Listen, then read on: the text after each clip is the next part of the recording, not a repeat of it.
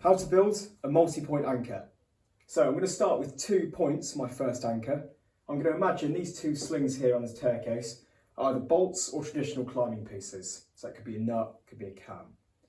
I know it's only a banister, but try to pretend. So the first thing I'm going to do upon reaching my anchor is take 2 locking carabiners, 1 for each bolt. I'm going to place them into each piece of gear.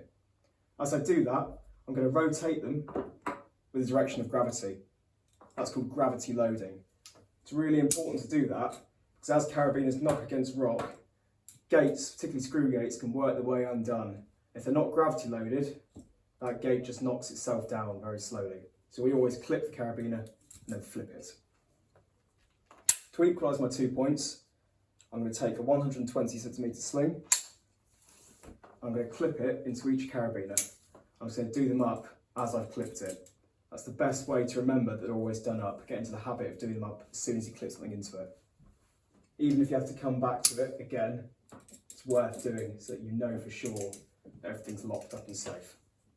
So now I have it clipped in, I'm going to make sure the tape of my sling, that's the stitching, is well away from the centre point. So I'm going to pull the sling up just like that.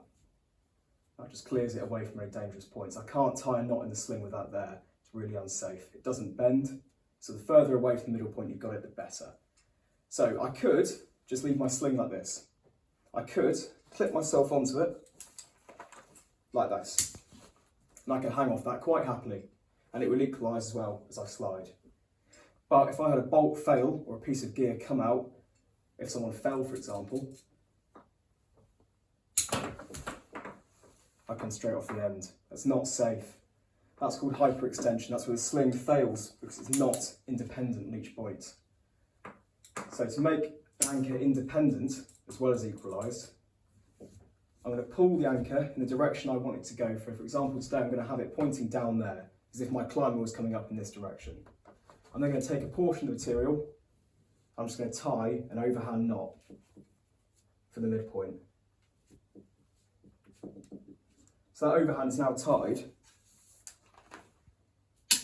That sling is equalised only in one direction. If I move it, you see portion of the sling goes slack, and that's not good. But at least now, if I have a failure,